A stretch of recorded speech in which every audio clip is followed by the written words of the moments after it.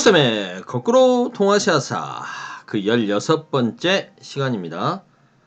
이 시간에는 유교와 율령에 기초한 통치체제라는 주제로 율령과 유교에 기초한 통치제도가 동아시아 각 지역에 수용되는 양상이 어떻게 다른지 비교하는 시간을 갖도록 하겠습니다. 먼저 율령에 대해서 살펴봐야겠죠. 우리가 흔히 율령이라고 부르는 것은 율령, 격, 식의 줄임말입니다. 그냥 율령이라고 간단히 이야기하지만 원래는 율령격식이다. 율은 그 범죄자들을 어떻게 처벌하지 않은 형법이 있죠. 형법에 대한 내용이고, 명령할 때 한자 그 쓰는 영이라고 하는 것은 여러 가지 공적인 것, 사적인 것, 재반, 제도 모든 것에 대한 규정. 격은 이 율령을 하다 보면 좀 고칠 수가 있겠죠. 수정, 중보한 명령. 식은 시행 세칙입니다. 그냥 간단하게 율령이라고 부르죠. 국가를 다스리는데 이용되는 법인 율령은 수나라, 당나라 때의 수당 시대에 이르러서 이제 완전히 자리 잡죠. 그 국가적인 성문법 체제로 확실하게 자리를 잡습니다. 넓은 지역에서 서로 다른 문화를 가지고 있는 사람들을 일률적으로 통치하기 위해서 일정한 기준이 필요한 거죠. 그게 바로 율령이다. 유교는 제자 백가 중에 하나였던 유가사상에 그 뿌리를 두고 있지 않습니까? 그런데 이제 한나라 때에 이르러서 국가의 통치 이념으로 부상을 하죠.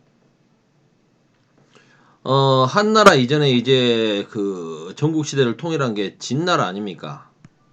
진시황의 진나라는 법가 사상을 그로 사상 통일을 꾀하려고 했죠. 그런데 이제 이 진나라가 무너지고 이제 한나라가 들어섰습니다.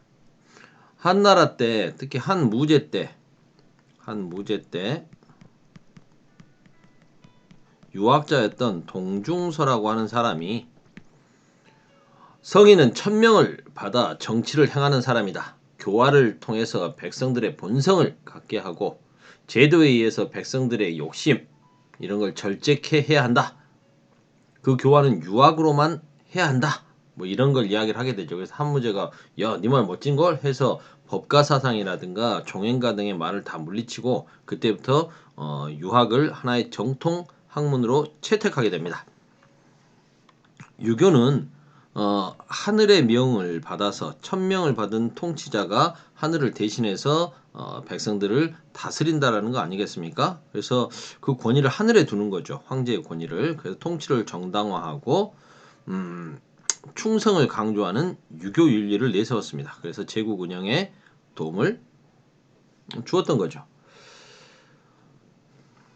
그리고 이제 이러한 유교 경전을 공부한 애들을 관리로 뽑는 거죠. 관료로 선발하게 합니다. 교육제도에 영향을 주겠죠. 이러한 율령은 아까 말씀드린 것처럼 수당대에 이제 완성을 하게 됩니다. 자, 한나라 때의 율령은 잘 지켜야 돼. 법가의 강제성, 법치의 강제성 플러스 성인 군자가 돼야 되니까 교화를 통해서 성인 군자가 되게 하는 거니까 도덕적인 자발성. 그러려면 이제 정말 사람들 괜찮아야 될 거 아니냐 해서 유교에서 강조하는 육아적인 법가적인 강제성과 육아적인 자발성을 함께 강조하고 있다. 그게 이제 한나라 때의 율령인 거죠. 율령이라고 하는 것은 결국 법이니까 강제적으로 지켜야 되지만 가부장적인 질서, 남자 중심, 신분 질서, 가장 중심, 그 다음에 연장자 우대 이런 거 위반하면 이거 완전히 큰 범죄야 라고 강조했던 겁니다. 그러니까 충성과 효도 이런 부분을 굉장히 강조함으로써 육아적인 내용을 세워서 자발적인 참여도 유도했다라고 보면 될 것 같습니다. 그러니까 유교와 율령이 결합된 통치체제로 발전해 왔다. 요게 지금 동아시아 전반에 흐르는 하나의 문화의 뿌리 중에 하나가 된 거죠. 이러한 율령은 진나라 한나라 때는 주로 율 위주로, 법률 위주로 사람들을 좀 통제하는 거였다면 이제 점차 사회가 발전하면서 어떻게 되겠어요? 법 조항 수도 늘어나고 복잡해지고 좀 체계화되지 않겠습니까? 그래서 이러한 체제들이 행정 법률들이 증가하면서 점차적으로 형벌 위주의 율과 행정 법률 위주의 영이라고 하는 것이 서진 진나라 때 좀 어느 정도 정리가 되고 삼국시대 그 위초고 세나라 그 이제 나중에 통일하는 그 진나라 때 정리가 되고 점차적으로 법조항도 늘어나고 체계적이 되었다. 그러다가 이제 완성된 건 언제다? 수나라, 당나라, 수당대에 완성됐다. 남북조 시대를 거쳐서 이제 이걸 통일한 게 수나라 아니겠습니까? 그리고 다시 재통일한 게 당나라니까 이들에 의해서 이제 어느 정도 완성이 됐다라고 보시면 될 것 같고요. 수나라, 당나라의 통치 체제. 수나라 당나라는 뭐 수나라 당나라지만 실은 수나라가 거의 만들었는데 수나라가 기간이 좀 짧다 보니까 당나라가 오래 가다 보니까 당나라가 그걸 거의 다 그대로 받아서 잘 써먹은 거죠. 중앙은 삼성육부제. 삼성육부 체제를 두고 중서성, 문화성, 상서성 이거 아닙니까? 중서성, 문화성, 상서성. 그리고 이 상서성 밑에 육부가 있죠. 이, 호, 예, 병, 형, 공. 그래서 합쳐가지고 삼성 육부 체제 아니겠습니까? 중서성은 조칙, 황제의 명령에 기초하고, 그 다음에 이제 문화성은 이제 중서성은 임금님의 명령을 받들어서 좀 작성을 하면, 문화성은 그런 조칙을 심의하고, 상서성은 그걸 이제 시행하는 구조인 거죠. 그래서 각 성의 장관들이 이제 재상이 돼서 삼재상이 전체적으로 합의에 의해서 이루어져 가는 거 아니겠습니까? 근데 이러한 것들 중에서 특히 이 중서성이 황제의 그 명령을 작성하다 보니까 이 기능이 좀 강화되면서 얘가 제일 중요한 황제의 대리인으로서 권력을 행사하기도 하죠. 지방에는 주현제를 실시했다. 그 다음 백성 토지제도로서는 백성들에게 일정 면적의 토지 보유를 허용해주는 균전제. 이거 균등하게 토지를 나눠준다. 그래서 3년마다 한 번씩 호적 작성해서 백성들에게 균등하게 땅을 갖게 해줬다. 라는 거죠. 3년마다 한 번씩 백성들 파악해서 어느 녀석이 어느 정도 땅을 갖고 있나 확인돼 해보고 그 다음에 땅도 나눠주고 그러면 이렇게 자영농을 육성하는 거 아니겠습니까? 그래서 토지를 받은 백성들은 뭘 해야 되겠어요? 받았으니까 그에 대해서 의무를 줘야겠죠. 바로 그게 세금제도 조용조 세제입니다. 조는 땅에 부과되는 세금, 용은 힘쓸 용자. 이거 뭐겠어요? 부여, 몸으로 때우는 거. 그 다음에 특산품을 내는 조, 한자가 다릅니다. 조용조 세제. 전세, 공납, 역. 우리나라에서도 다 전세, 공납, 역 이게 다 조용조 세제의 근거를 두고 있는 거죠. 그러면 이제 성인 남자들은 군대를도 가야 돼요. 의무병으로 가야 되는 거죠. 그리고 부병제라고 한다. 남자들, 사내들은 군대에 간다. 부병제. 성인 남성은 교대로 군역의 의무를 진다. 얘들을 부병이라 했다. 이게 부병제. 이게 국가 상비군 제도라고 볼 수 있겠죠.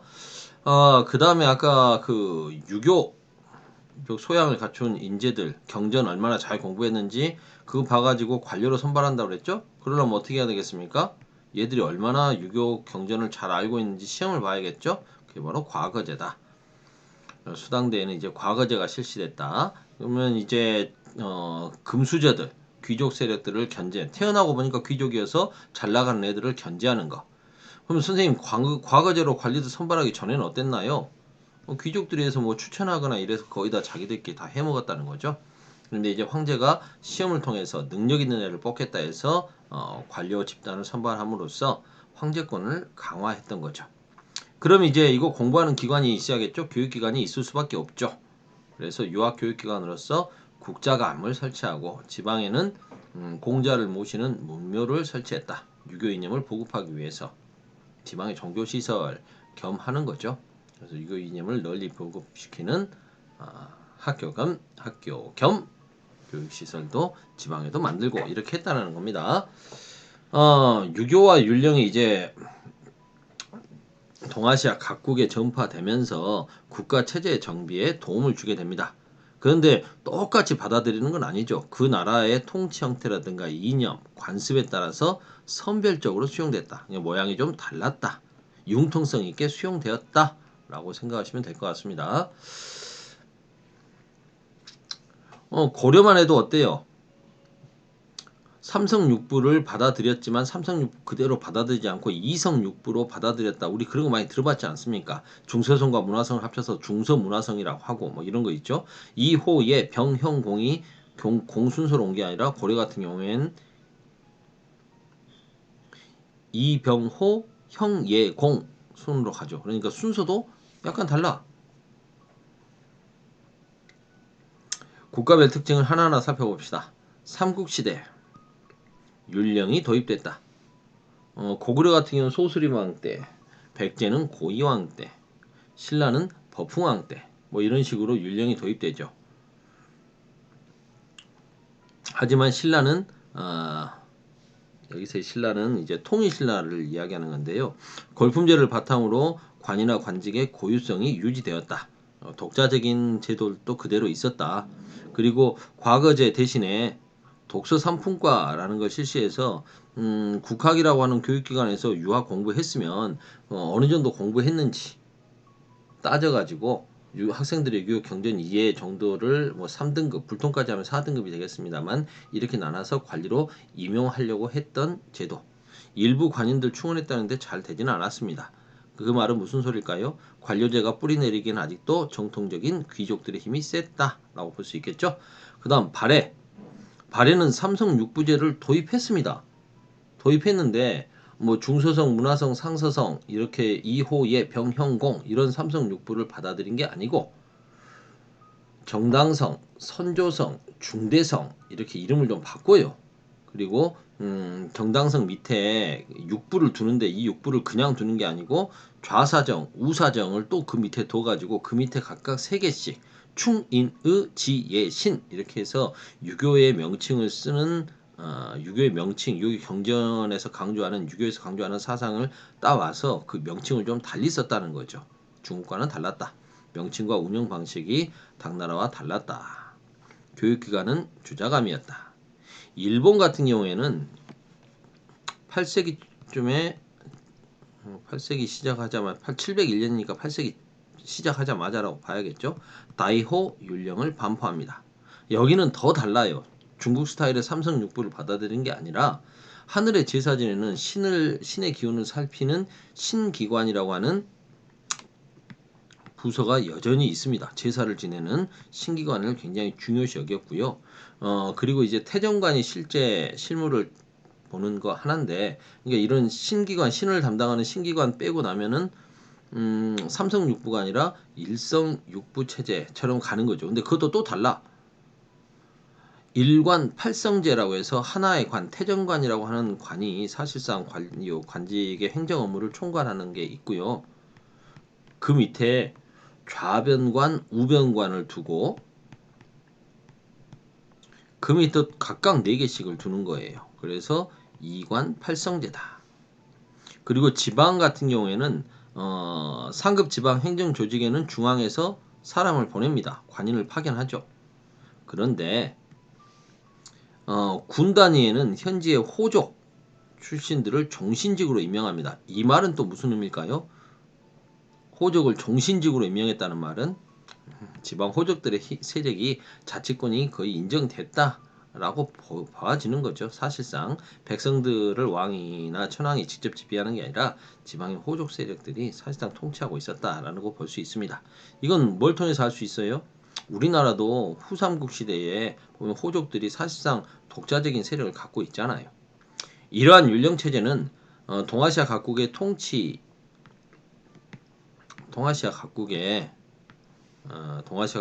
이념과 관료 선발제도, 교육제도에 큰 영향을 주게 되죠. 그래서 동아시아 지역이 공통의 문화권, 문화 교류에 이바지해서 공통의 문화 요소를 형성하는 데 큰 기여를 합니다.